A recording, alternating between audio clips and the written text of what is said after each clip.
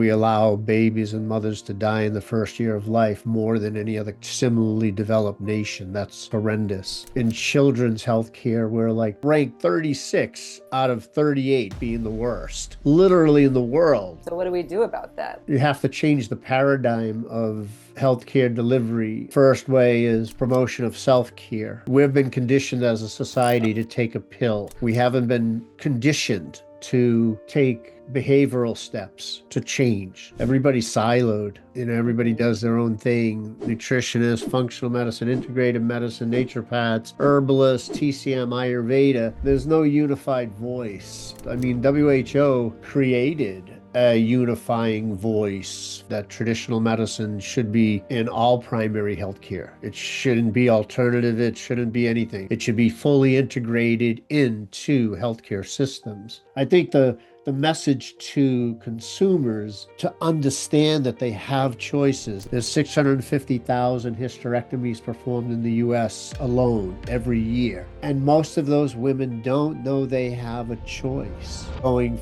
to Ayurvedic gynecological care, integrative functional medicine, naturopathic, or Chinese medical care. Chinese medicine has incredible protocols for dealing with functional gynecological imbalances better than any other system that I know. And women don't know they have that choice. We probably do have among the best system, right? Because we approach everything from the highest tech perspective possible. Right. But we also have to remember that health is about biology, not technology. If our food systems aren't based on regenerative farming, we're killing ourselves. If the healing strategies are not working toward changing our biology, we're hurting ourselves. We're not helping ourselves. We're putting a Band-Aid on it. Do you think there's hope? There are people that can change that? Fact is that I would have never believed 20 years ago that today there'd be cannabis legally allowed, both medically and recreationally, in more than half of the United States. They had organizations like Americans for Safe Access. Their message was, we're denying people this important strategy Therapy for improving end-of-life care. That was a single kind of focused message, and everything else came after that. If we could get something as controversial as cannabis allowed for medical use in most states, then we should be able to access the multitude of herbal medicines that traditional healing systems have to offer. And people need to know they have that choice. One of the mantras was, you can't have individual health when the planet's on fire. And the planet's on fire, is what they said. And that herbal medicine, in my view, is the only sustainable form of medicine on the planet.